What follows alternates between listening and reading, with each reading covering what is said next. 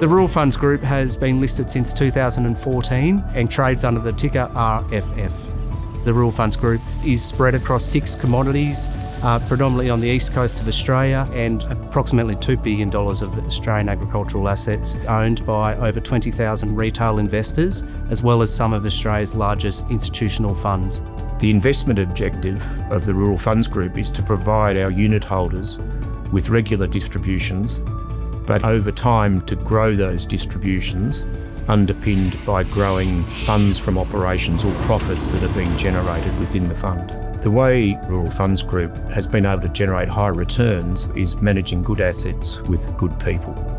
So a good asset really has 2 components to it. Firstly, we look at it from a sector perspective, and we look for assets in sectors where Australia has a competitive advantage. Then we look at the individual features of the asset, and that can be things such as soil selection and irrigation.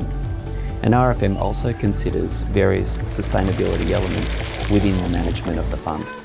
We deploy 2 key strategies, and that is a conversion to higher and better use, as well as increasing the productivity on the farms that we acquire.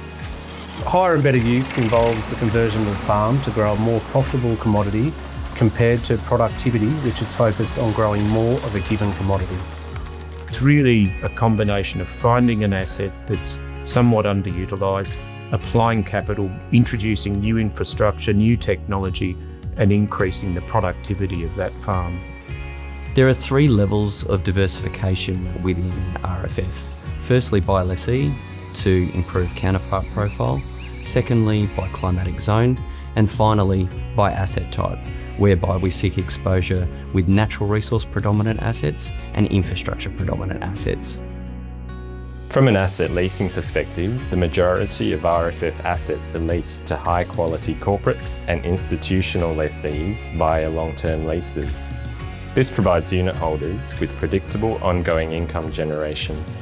The leases also include a mix of indexation mechanisms and market rent reviews, which provide a source of income growth. RFF's track record since listing has been driven by, first of all, distribution growth over the years, as well as capital growth in its assets.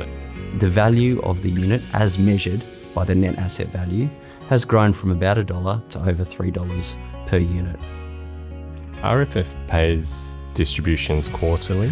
RFF has been paying distributions each year since listing, and it presents an opportunity for investors to invest in Australian farmland.